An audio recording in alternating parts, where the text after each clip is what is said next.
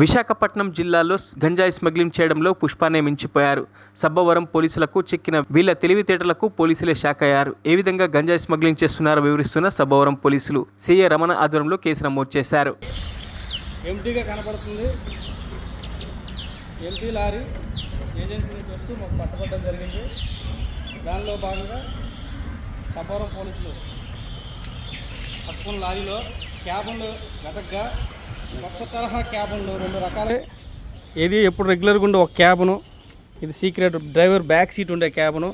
మనిషి లోపల దిగితే తను మునిగిపోయేంత దీంట్లో ఉంది, ఇంకా కిందకు ఉన్నాయి.